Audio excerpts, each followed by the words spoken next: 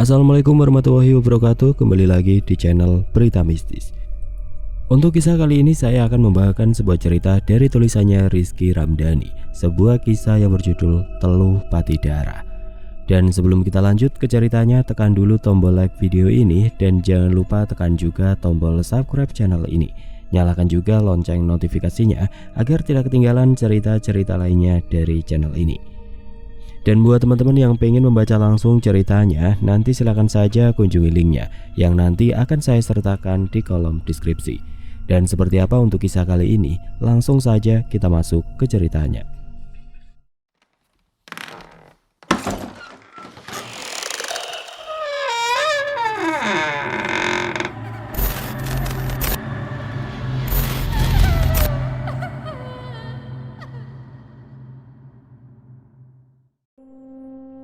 "Mah, kita jadi akan pindah keluar kota kan?" tanya Tasya. "Iya sayang, papa naik jabatan dan pindah kerjanya keluar kota," jawab Bu Gisel. "Berarti aku harus pindah sekolah juga dong?" "Iya sayang, gak apa-apa.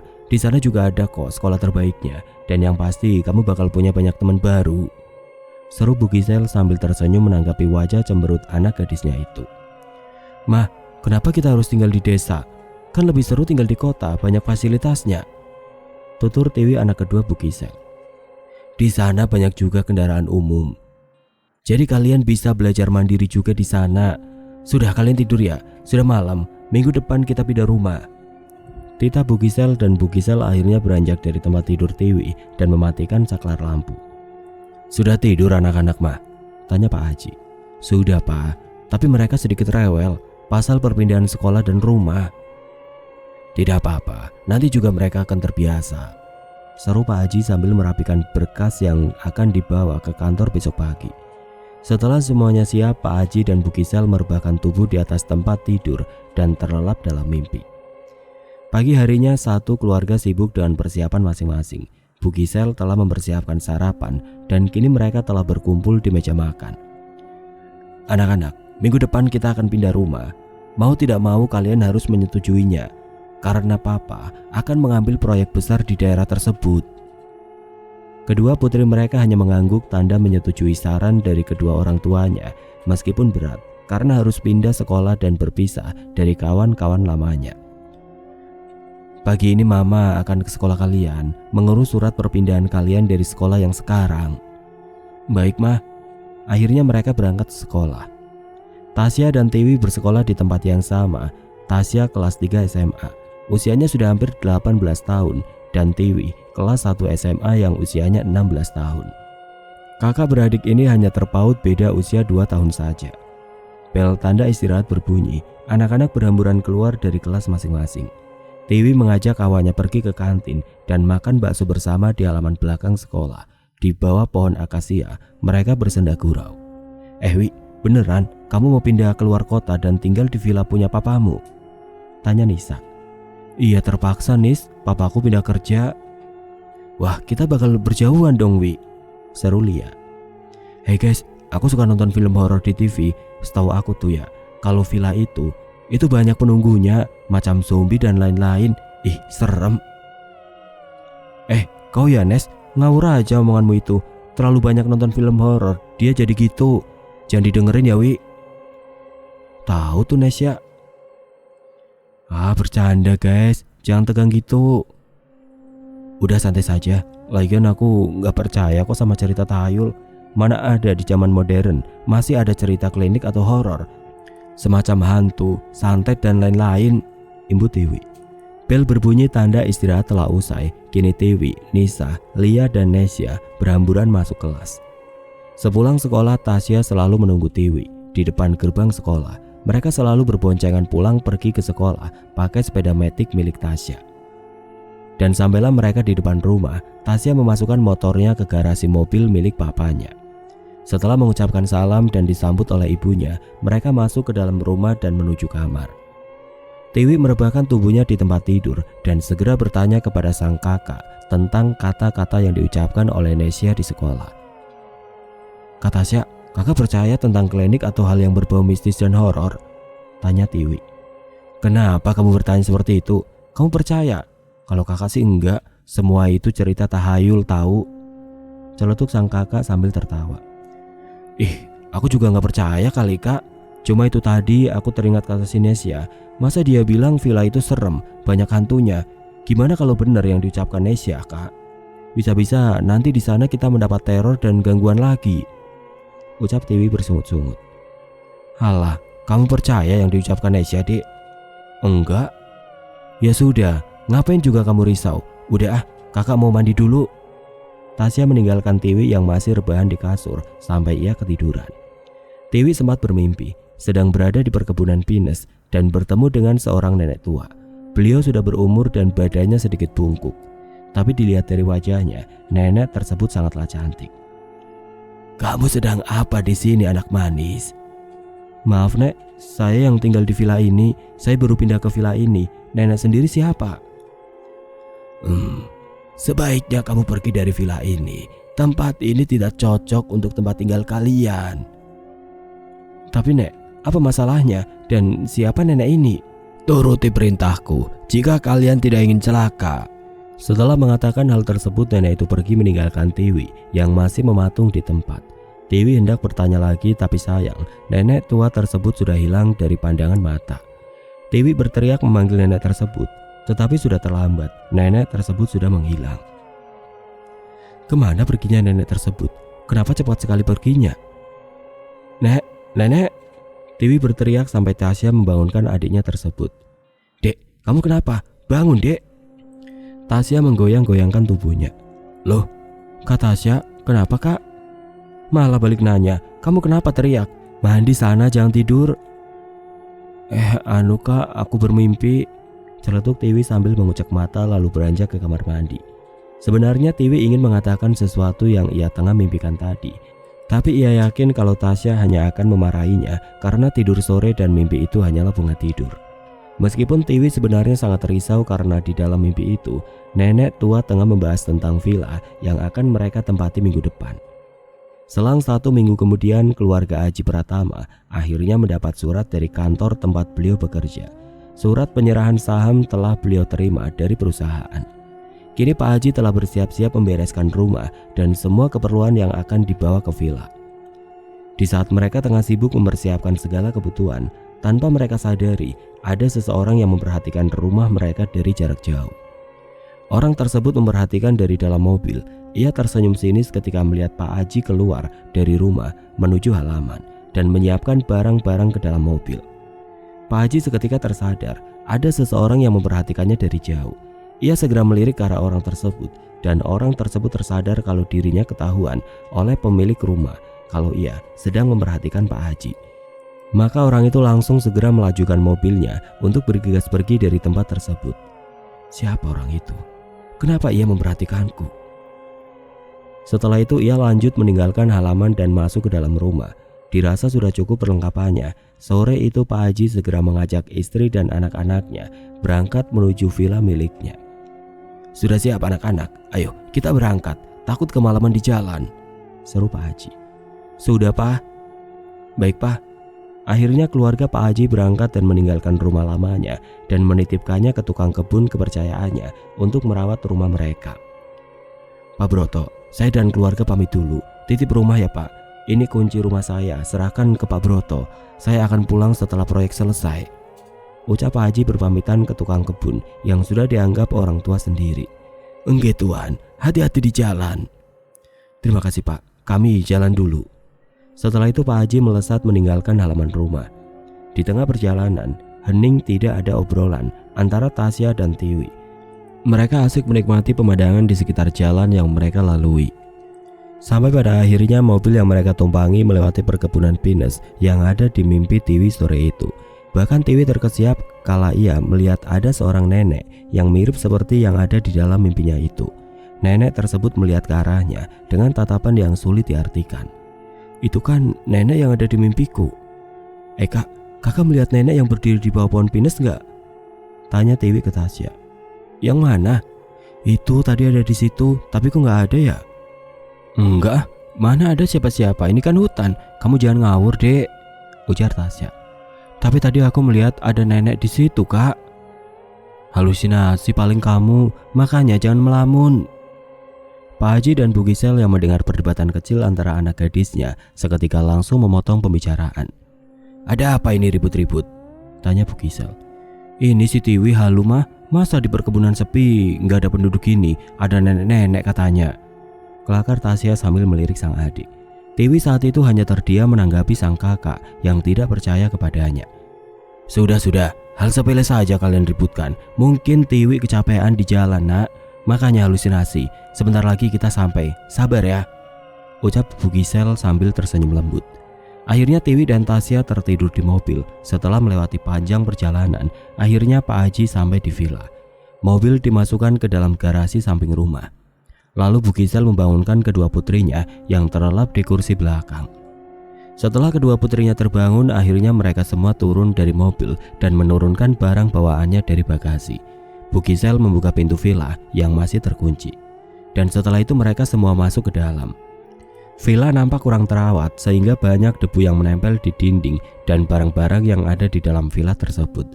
Villa itu satu-satunya peninggalan kedua orang tua Pak Haji dan diwariskan kepadanya.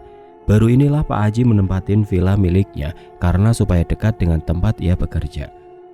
Kamar kalian di atas ya anak-anak, ujar Pak Haji sambil menunjuk ke arah tangga yang terbuat dari keramik dan pemegang teralis itu.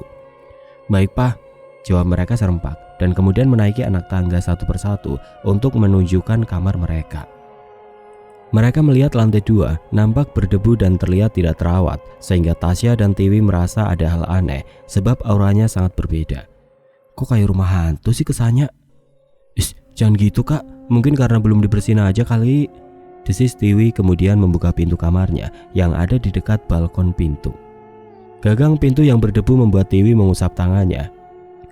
Tiwi dikejutkan saat baru saja membuka pintu kamarnya, malah banyak burung kelelawar berterbangan sampai ia dan Tasya bergidik-geri. Serem amat sih, ujar Tasya yang kemudian masuk ke dalam kamarnya juga. Di dalam kamar Tasya terdapat sebuah gambar lukisan yang terlihat sangat absurd dan menyeramkan. Gegas saja Tasya langsung mencabut lukisan itu dan menyimpannya di dekat tangga karena akan ia buang nantinya. Kenapa lukisannya kak? Tanya Tiwi yang membuat Tasya sontak kaget karena Tiwi tiba-tiba muncul. Lukisannya mau kakak buang saja, serem. Tiwi membalikan lukisan itu sampai terlihat oleh mereka berdua. Lukisan yang tidak tahu gambar apa, tapi terlihat sangat menyeramkan. Seakan lukisan itu menggambarkan orang yang sedang diteluh. Nanti buang aja ya kak, aku juga ngeri liatnya, ujar Tiwi. Tiwi dan Tasya kembali ke lantai bawah untuk mengambil barang-barang mereka yang masih tertinggal di mobil. Setelah Tasya sudah mengambil barangnya, Tiwi masih diam mematung karena melihat sosok nenek-nenek tengah berjalan di halaman rumahnya. Tiwi segera ingin menghampiri sang nenek tua yang persis di dalam mimpinya. Dek, mau kemana? Bantuin, seru Tasya yang membuat Tiwi mengurungkan niatnya untuk menghampiri nenek tua itu yang kemudian sudah hilang entah kemana. Tiwi berjalan secara perlahan mendekati jendela untuk memastikan kalau penglihatannya tidak salah lagi. Di saat Tiwi sedang mengintip keluar lewat kaca jendela rumah, Bu Gisel menepuk pundak anak gadisnya sampai ia terlonjak kaget. Ih mama, ngagetin aja deh. Apa yang sedang kamu perhatikan sayang? Tanya Bu Gisel sembari melihat keluar. Itu mah, tadi Tiwi nengok ada nenek yang Tiwi jumpai di jalan tadi, berada di halaman rumah. Tapi Tiwi perhatikan lagi sudah tidak ada, jelas Tiwi. Bu Gisel hanya menganggukkan kepalanya menanggapi omongan putri bungsunya itu. Sudahlah, kamu jangan terus memikirkannya. Sudah beres belum kamarnya? Sudah, kakak juga sedang membersihkan kamarnya. Baiklah, kalau sudah selesai kalian turun ya, kita makan malam. Tiwi hanya mengangguk pelan. Bu Gisel pergi meninggalkan Tiwi dan turun ke lantai bawah. Setelah menyiapkan makan malam, Bu Gisel segera memanggil kedua putrinya, Tasya dan Tiwi, sudah selesai mandi dan berganti pakaian. Mereka lanjut duduk dan makan malam bersama. Pak Haji seketika melirik ke arah putri bungsunya yang terlihat hanya memainkan sendok di atas piring yang berisikan nasi dan lauk. Tiwi terlihat kurang bersemangat. Biasanya dia paling cerewet, kini ia nampak lesu dan jadi pendiam. Kamu kenapa sayang? Kok papa perhatikan gak semangat gitu makanya? Gak enak masakannya? Tanya Pak Haji. Ah enggak kok pak, enak. Masakan mama selalu enak, juara. Pak Haji dan Bu Gisel hanya tersenyum dan menggelengkan kepala melihat tingkah anak-anaknya. Ketika sedang asik menikmati makan malam, dengan secara tiba-tiba tercium bau bangkai di ruang makan tersebut. Awalnya hanya Pak Haji yang menciumnya, lama-kelamaan tercium juga oleh yang lainnya, sehingga mereka menghentikan aktivitas makannya karena terganggu. Papa mencium bau busuk nggak? Tanya Bu Gisel. Iya, Papa juga menciumnya, Mah. Coba kita periksa, jangan-jangan ada tikus mati di dapur ini, timbal Tasya. Akhirnya mereka berempat mencari di mana sumber bau itu berasal. Sampai semua lemari dan perkakas dapur juga diperiksa, namun tidak ditemukan adanya bangkai binatang mati, tikus atau lainnya. Namun bau itu semakin tercium kuat sampai berhenti di satu titik, yaitu atas plafon. Kita periksa di atas langit-langit dapur, mana tahu bangkainya ada di situ, seru Pak Haji sambil mengambil tangga dan memanjat ke atas plafon. Dan benar saja ternyata ada bangkai musang di atas plafon dapur. Musang tersebut sudah dikerubungi binatang kecil yang menggeliat sehingga membuat Pak Haji ingin memuntahkan isi perutnya. Pak Haji mengambil kantong kresek dan membuangnya jauh ke kebun belakang villa. Mereka nampak keheranan kenapa bisa ada bangkai hewan di atas plafon, sementara villa tersebut selalu dibersihkan oleh tukang kebun, kepercayaan Pak Haji. Setelah membereskan piring di meja makan, Bu Gisel berniat untuk mencuci piring. Namun alangkah terkejutnya ketika ia menyalakan keran air. Bukan air bersih yang keluar, melainkan air kotor yang mengeluarkan bau tidak sedap.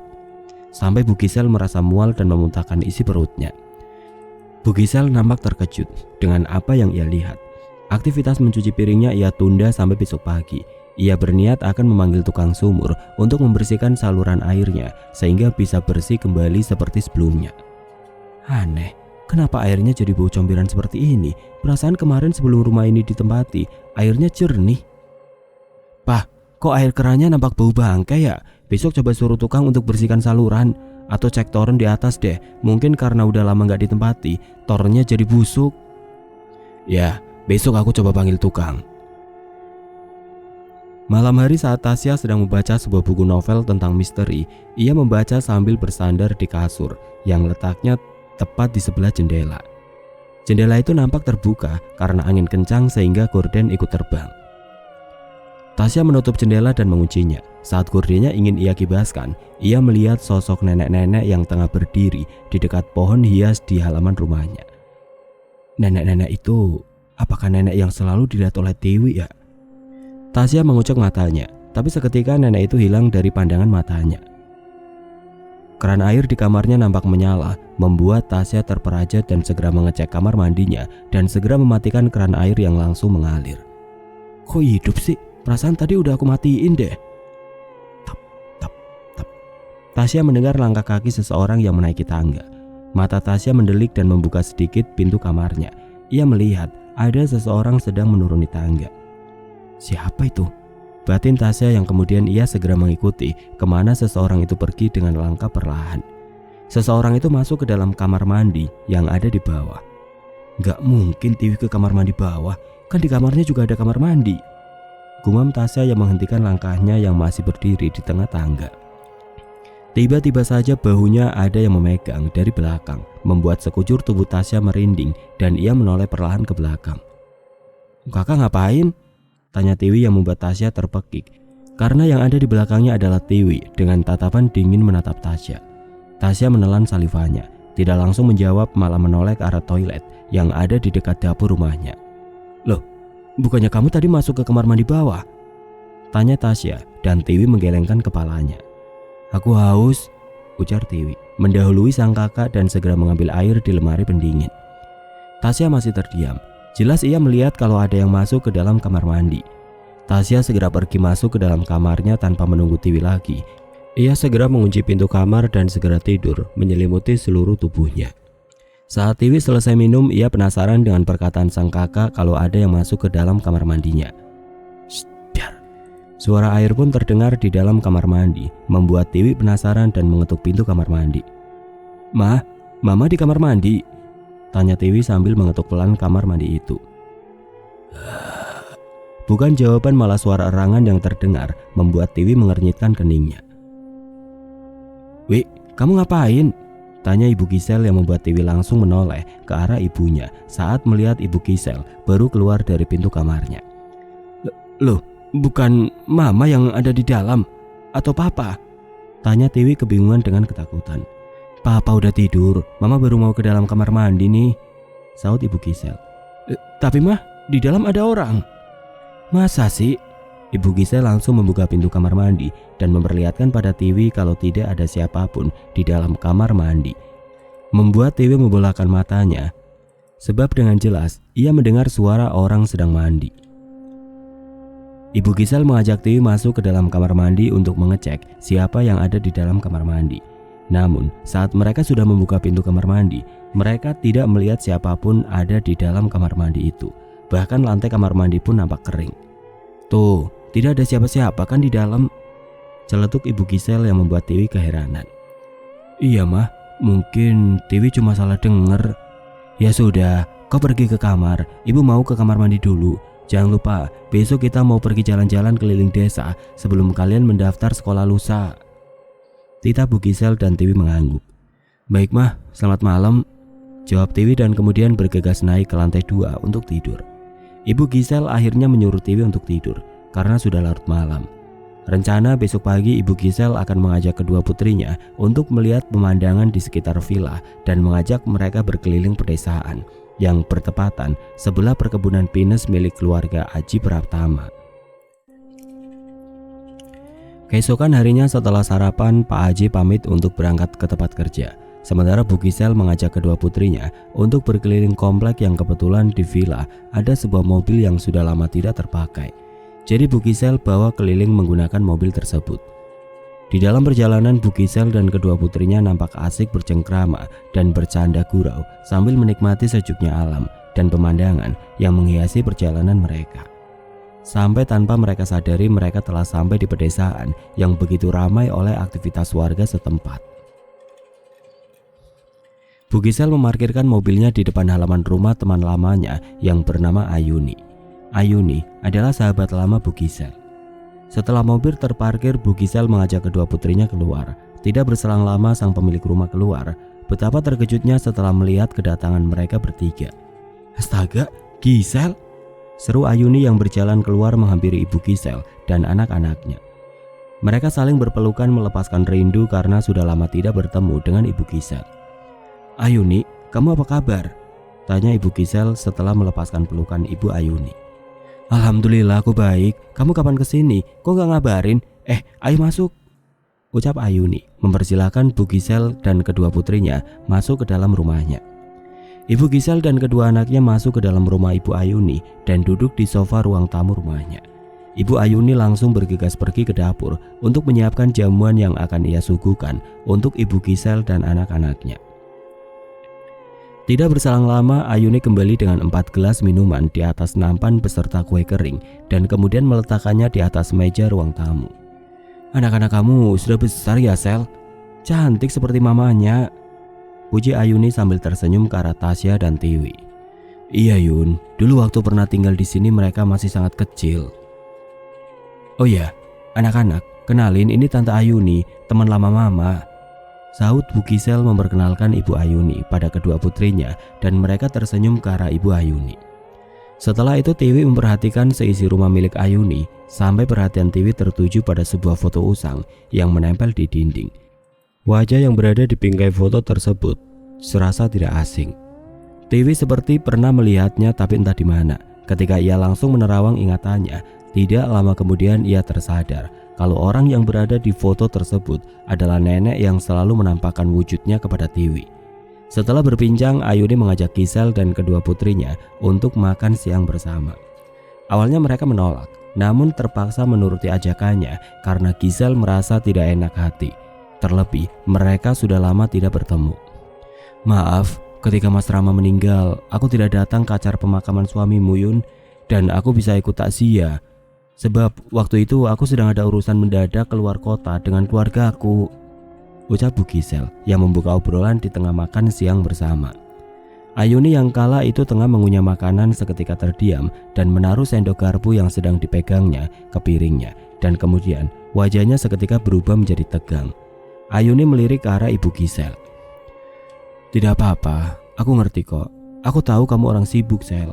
Apalagi setelah naik jabatan suami kamu, pulang ke villa saja kamu tidak sempat ya kan? Sahut Ayuni sambil tersenyum. Setelah mengatakan hal tersebut dan mendapatkan jawaban dari Ayuni, Gisel nampak tidak enak hati sebab ia takut salah bicara. Apalagi setelah melihat ekspresi wajah Ayuni. Mereka langsung melanjutkan makan siang bersama dan tidak ada obrolan apapun lagi sampai aktivitas makan siang di rumah Ayuni sudah selesai. Setelah acara makan siang selesai, akhirnya ibu Gisel dan kedua putrinya pamit pulang. Sesampainya di rumah, Tiwi menceritakan tentang foto yang ia lihat di dinding rumah Ayuni kepada ibunya. Akan tetapi jawaban dari ibu Gisel cukup membuat Tiwi terkejut. Bu Gisel bercerita kalau orang yang ada di foto tersebut adalah mendiang ibunya Tante Ayuni. Beliau adalah Ibu Kinanti. Ibu Kinanti dikabarkan meninggal dunia karena masuk ke dalam jurang dan jenazahnya tidak dapat ditemukan sampai saat ini. Masa iya Nek Kinanti sudah meninggal? Jelas-jelas aku melihat Nek Kinanti selalu lewat di pekarangan rumah kita, Mah. Mungkin kamu salah lihat kali. Mendingan kamu pergi ke kamar, bantu Kak Tasya mengurus berkas pendaftaran di sekolah baru kalian. Tita Ibu Gisel yang mengalihkan pembicaraan agar Tiwi tidak membahas hal-hal yang di luar nalar. Setelah Tasya dan Tiwi selesai merapikan berkas untuk dibawa ke sekolah barunya esok hari, mereka turun ke bawah untuk berkumpul bersama dengan keluarganya. Gimana? Udah siap? Tanya Ibu Gisel yang melihat kedua anaknya menuruni anak tangga. Iya, Mah. Tiwi merasa tenggorokannya sangat sakit dan gatal. Setelah tiba di tangga terakhir, ia langsung membelokkan dirinya ke wastafel saat Tasya pergi ke ruang keluarga berkumpul dengan Pak Haji dan Ibu Gisel. Tasya menoleh ke belakang kala adiknya tidak mengekorinya, tapi malah pergi ke dapur. Tiwi mencoba berkumur-kumur dan memuntahkan apa yang mengganjal di tenggorokannya. Ia juga merasa ke dalam mulutnya, seolah ada yang menyangkut di dalam mulutnya. Saat ia dapat meraihnya, Tiwi segera menarik sesuatu yang membuat ia terpekik, sebab ia melihat ada rambut di dalam mulutnya dan ia terus menariknya. Dan bukan hanya sehelai yang keluar, melainkan begitu banyak dan sangat panjang. Bahkan Tiwi sampai menggulung rambut tersebut. Tiwi akhirnya memuntahkan darah yang keluar dari mulutnya. Darah itu berwarna hitam dan ia menggumpalkan rambut yang keluar dari mulutnya. Apa ini? Batin Tiwi. Ia segera berlari menghampiri keluarganya yang sedang berjibaku di ruang keluarga untuk menunjukkan apa yang tengah terjadi padanya. Mah, Pak, Kak, lihat ini. Tiwi menunjukkan gumpalan rambut yang keluar dari mulutnya. Kenapa? Tanya Tasya yang melihat adiknya menggenggam sebuah gumpalan rambut. Rambut ini ada di dalam tubuhku dan aku berhasil memutahkannya, jawab Tiwi dengan kebingungan, juga untuk menjelaskan kepada keluarganya. Emangnya rambut kamu makanin, Wi? Tanya Ibu Gisel yang merasa heran. Enggak, Mah, justru Tiwi bingung kenapa rambut sebanyak ini keluar dari mulut Tiwi berserta dengan darah hitam pekat yang sudah aku buang di wastafel tadi. Semua terdiam dan berpikir ketidakmasukakalan itu membuat Tiwi menyerah dan pasrah sebab tidak ada satupun keluarga yang peduli dan menganggap Tiwi adalah orang yang aneh. Tasya pernah membaca buku soal misteri teluh dan hal yang dialami Tiwi persis dengan apa yang ia baca. Tapi kalau Tasya buka suara di depan keluarganya, pasti ayah dan ibunya akan menganggap Tasya juga aneh. Apa Tiwi kena teluh ya? Tapi siapa? Sudahlah, mendingan kita langsung bergegas ambil air wudhu, kemudian melaksanakan sholat. Bunyi azan sudah berkumandang, kita sholat berjamaah, ujar Pak Haji pada keluarganya. Aku nggak ikut sholat dulu ya Pak, soalnya lagi halangan, aku langsung ke kamar saja, saut Tasya yang kemudian langsung pergi ke kamar. Pak Haji melaksanakan sholat berjamaah di musola kecil rumahnya yang ada di lantai 2 dekat dengan kamar Tasya dan Tiwi. Setelah mereka selesai sholat dan kemudian mengaji sebentar, Tasya dari dalam kamar merasakan tengkuknya meremang. Tasya sedang mencari tahu dengan membaca buku soal teluh. Ia takut kalau adiknya Tiwi mendapatkan teluh dari seseorang. Tapi teluh itu seakan didapatkan juga oleh Tasya sebab ia sedang berhalangan untuk sembahyang. Tubuhnya gemetar, keringat dingin bercucuran dan merasakan hawa panas dari dalam tubuhnya. Bagian tenggorokan Tasya seakan panas dan sangat sakit sehingga Tasya berteriak. Sakit, tolong! Teriak Tasya yang membuat Tiwi dan yang lainnya tengah mengaji terkejut dan langsung berlari menuju kamar Tasya. Apa yang terjadi? Tanya Pak Haji yang langsung membuka kamar Tasya. Mereka terkejut saat Tasya sudah melayang di udara, memegangi lehernya seakan ada yang mencekiknya. Tasya terus berteriak kesakitan dan mereka kebingungan untuk mengambil Tasya yang sedang melayang terombang-ambing di udara. "Kau kenapa, Nak?" lirik Ibu Gisel sambil memeluk Tiwi karena ketakutan melihat kondisi Tasya seperti orang yang kesurupan. Matanya merah tajam, kadang berubah menjadi putih menyeluruh. Brak! Tasya terbanting ke sudut ruangan kamarnya. Ia masih terus memegangi lehernya yang terasa sakit dan matanya masih kian memutih. Pak Haji langsung merangkul Tasya dan membacakan ayat-ayat pendek yang mampu mengusir arwah jahat yang ada di dalam tubuh Tasya. "Wah, berhenti, panas!" teriak Tasya kesakitan, tapi Pak Haji terus membacakan ayat suci Al-Quran tanpa menyerah. "Panggil sesepuh di sini," titah Pak Haji pada Bu Gisel, yang membuat Ibu Gisel kebingungan harus mencari sesepuh yang bisa mengobati Tasya di mana. Karena panik, Ibu Gisel mencoba menghubungi Ayuni. Barangkali Ayuni mengetahui sesepuh yang bisa mengobati Tasya. "Aku sudah menghubungi Ayuni, Pak. Dia akan kesini membawa orang pintar untuk mengobati Tasya," tutur Ibu Gisel dengan penuh kecemasan melihat putri sulungnya mengerang kesakitan. Pak Haji terus memeluk Tasya yang terus merintih kesakitan sampai akhirnya Tasya memuntahkan semua isi perutnya bersama dengan rambut yang keluar dari mulutnya. "Ah!"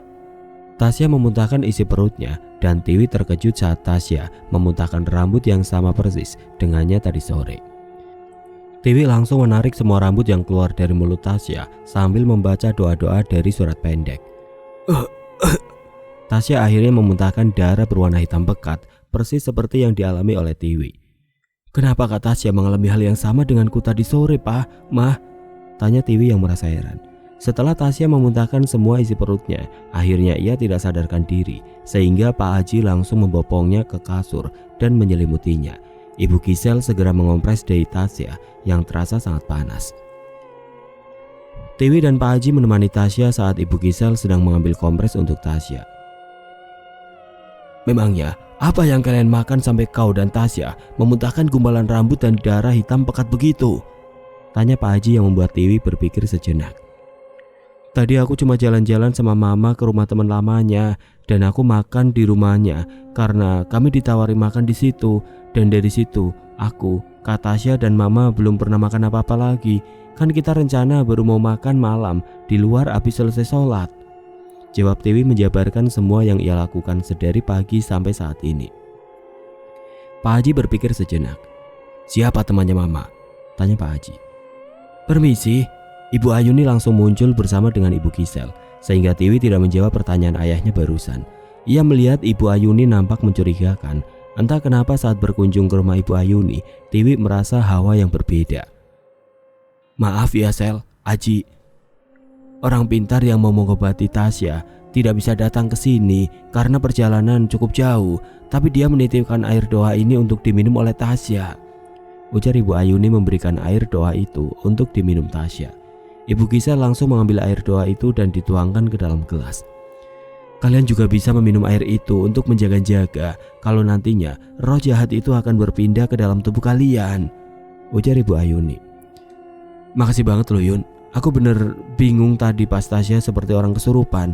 Untungnya sudah sadar dan tinggal menunggu siuman saja," tutur Ibu Gisel yang meletakkan air dalam botol dan gelas itu di nakas sebelah kasur Tasya. Tiwi memperhatikan air yang dibawa oleh Ibu Ayuni. Sepertinya Tiwi mulai mencurigai Ibu Ayuni semenjak ia dan Tasya memuntahkan makanan yang mereka makan di rumahnya dan berubah menjadi darah dan rambut yang begitu sangat banyak. "Oh iya, aku boleh ngecek sekeliling villa kamu nggak? Soalnya aku juga dikasih sesuatu untuk menyimpan benda ini ke seluruh sudut ruangan terutama kamar tidur," pinta Ibu Ayuni. "Oh ya, silakan." Ibu Gisel mempersilahkan Ibu Ayuni untuk melihat seisi rumahnya. Ibu Gisel menemani Ibu Ayuni untuk berkeliling. "Berikan air doa itu nanti sama kakakmu ya Wi," tinta Pak Haji. "Iya Pak. Oh ya, ibu yang tadi adalah ibu yang kami semua berkunjung tadi siang Pak," tutur Tiwi. Pak Haji tersenyum dan mengusap dahi Tiwi seperti tidak menaruh curiga pada Ibu Ayuni, sebab ia datang untuk memberikan air doa pada Tasya. "Iya, dia teman lamanya Mama dan Papa waktu masih tinggal di sini. Kalian masih kecil, jadi kalian gak akan ingat. Papa mau ke ruang kerja dulu ya. Ada kerjaan kantor yang mau Papa selesaikan." "Oh ya, Untuk makan malamnya nanti papa akan pesankan makanan online saja ya. Kasihan Kak Tasya kalau ditinggal. Timbal Pak Haji dan Tiwi mengangguk. Ia memperhatikan sang kakak yang sedang tertidur lelap. Wajah Tasya berubah menjadi pucat. Tiwi menoleh lagi ke arah air doa yang diberikan Ibu Ayuni untuk diminumkan kepada Tasya. Ia meraih air yang sudah dituangkan ke dalam gelas dan coba melemparkan air itu ke dinding saat ia melihat cicak sedang merayap. Reaksi dari cicak tersebut sontak membuat Tiwi terkejut sebab cicak itu tidak berlari, melainkan jatuh terkapar dan malah mati di tempat. Kedua mata Tiwi membola tajam. Ia langsung melihat ke arah air yang masih tersisa di dalam botol. Berarti air ini bukan berisi air doa, tapi air ini adalah doa teluh. Berarti Ibu Ayuni, dia yang melakukan kejahatan ini. Karena Tiwi masih penasaran, ia melihat ke bawah pekarangan rumah. Yang terlihat dari jendela kamar Tasya adalah batas halaman vilanya dengan tempat terbuka. Ia menyiramkan air yang tersisa ke seekor anjing yang sedang tidur. Reaksi anjing itu pun mengejutkan Tiwi lagi, sebab anjing itu langsung terpontang-panting kesakitan dan tidak lama anjing itu tidak bergerak. Apa anjing itu mati? Batin Tiwi bertanya dengan pandangan yang tidak lepas dari pandangan melihat ke arah anjing itu. Kamu ngapain? Tanya Tasya yang sudah menyadarkan tubuhnya di sandaran dipan, membuat Tiwi terpaki kaget.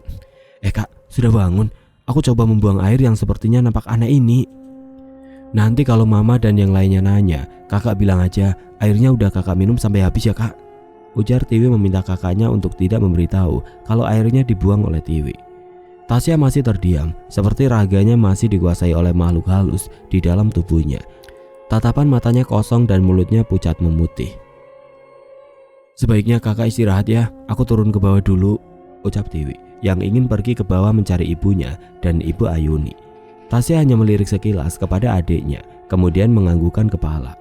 Setelah mendapat respon dari kakaknya, ia kemudian keluar dari kamar Tasya dan menuruni anak tangga. Tiwi menghentikan langkahnya karena mendengar samar-samar suara seseorang yang sedang berbincang di ruang tamu. Terdengarnya sangat ramai. Bahkan Tiwi melihat ada banyak orang yang sedang duduk di ruang tamu saling berbincang dan memakan sesuatu. Tiwi sampai mengucek matanya, memperkirakan ada lebih dari satu orang yang duduk di kursi ruang tamu. Karena lampu ruangan tamu dimatikan, Tiwi tidak bisa melihat dengan jelas siapa yang berada di ruang tamu tersebut. Banyak tamu? Apa mama sedang kedatangan tamu? Tapi kenapa gelap-gelapan begini mereka ngobrolnya? Tiwi sangat penasaran. Diraihnya saklar yang menempel di dinding dekat anak tangga. Akan tetapi setelah Tiwi menyalakan lampu, tidak ada siapapun di ruang tamu tersebut. Seketika tengguk Tiwi terasa meremang. Akhirnya Tiwi memutuskan untuk mematikan lampu tersebut dan bergegas menuju ke dapur untuk mengambil air minum. Baru saja ia melangkahkan kaki dari ruang tamu dan beranjak ke kamar mandi, Tiwi dikejutkan kembali oleh sosok yang menyerupai kakaknya, Tasya. Loh, kakak ngapain di sini? Ayo kembali ke kamar, ajak Tiwi sambil menuntun kakaknya yang tangannya nampak terasa sangat dingin. Ia terus menuntun sang kakak tanpa menoleh ke belakang. Saat menaiki anak tangga pun, Tiwi terus menggandeng sang kakak. Kakak udah gak demam ya? Tangannya kakak malah dingin, ujar Tiwi sambil menaiki anak tangga. Tidak ada jawaban dari Tasya, sampai akhirnya setelah Tiwi membuka pintu kamar Tasya, Tiwi dikejutkan oleh Tasya yang masih terduduk bersandar di ranjang dipannya dengan pandangan kosong. Dek. Tiwi langsung menoleh ke belakang dan ia tidak melihat ada siapapun yang sedang digandengnya. Kemudian ia kembali melihat sang kakak yang masih terdiam duduk di kasurnya. Tasya kemudian melihat Tiwi dengan pandangan kosong. Tiwi memasang wajah ketakutan dan juga bingung. Siapa yang tadi ia lihat di ruang tamu dan ia gandeng ke lantai 2? Kakak bukannya tadi ke bawah ya? Tanya Tiwi dengan bibir yang keluh. Tasya tidak menjawab, tapi ia hanya menggelengkan kepalanya dan menunjuk seseorang yang ada di belakang Tiwi, sehingga jantung Tiwi seakan langsung copot begitu saja.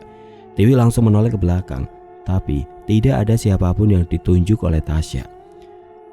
Ada yang mengikutimu, ujar Tasya dengan suara datar dan pandangan mata yang nampak melotot melihat ke arah belakang Tiwi. Tiwi segera berlari menghampiri sang kakak dan terduduk di sebelah Tasya sebab ia ketakutan. Kak, gak ada siapa-siapa, mungkin kakak lagi demam jadi kakak berhalusinasi, ujar Tiwi yang coba menghilangkan rasa takutnya. Meskipun jantungnya masih berdegup tidak karuan, tapi Tiwi coba mengatur nafasnya. Kak, Tiwi tidur sama kakak aja ya, temenin kakak, Tanya Tiwi yang dianggukkan oleh kakaknya. Sementara itu Ibu Ayuni dan Ibu Gisel masih mengelilingi villa. Ibu Ayuni juga menaburkan sesuatu ke seluruh penjuru ruangan yang gunanya untuk mengusir roh jahat yang bersarang di villa yang sudah lama tidak ditempati oleh Ibu Gisel. Banyak banget aura negatifnya, Sel, ujar Ibu Ayuni memberitahu Ibu Gisel yang masih mengekorinya dari tadi. Jadi gimana? Udah kamu usir kan? Tanya Ibu Gisel khawatir. Sudah, kamu tenang saja. Semoga setelah ini keluarga kalian akan baik-baik saja. Ma, ayo panggil Ayuni makan dulu. Pesanannya sudah sampai nih, seru Pak Haji memanggil Ibu Gisel. Ibu Gisel dan Ibu Ayuni juga langsung berjalan ke dapur untuk menikmati makan malam bersama yang sudah dipesan oleh Pak Haji. Tasya dan Tiwi juga menuruni lantai 2 untuk makan bersama dengan keluarganya. Tasya udah sehat? Tanya Ibu Gisel. Tasya hanya menganggukkan kepalanya. Tatapannya seolah kosong dan masih ada yang menguasai raganya. Ponsel Ayuni berdering. Ia meminta izin untuk mengangkat teleponnya sebentar dan beringsut pergi keluar. Ibu Gisel pun mempersilahkannya. Ibu Ayuni hanya beralasan untuk mengangkat telepon. Ia beralasan hanya untuk bisa mempunyai waktu sendiri mencari ruang kerja Pak Haji. Saat ia berhasil menemukan ruang kerja Pak Haji, ia segera menaruh sesuatu di ruangan itu dengan mengendap-endap dan berhati-hati agar tidak ada yang melihatnya. Setelah berhasil diletakkan, Ibu Ayuni tersenyum dan terlukis di dalam senyumannya itu memiliki arti yang sulit dipahami. Ibu Ayuni bergegas kembali ke ruang makan untuk berkumpul bersama. Ibu Ayuni tersenyum pada Tasya yang ia tahu kalau raga Tasya masih dikuasai oleh makhluk halus. Air doanya sudah diminum? Tanya Ibu Ayuni pada Tasya.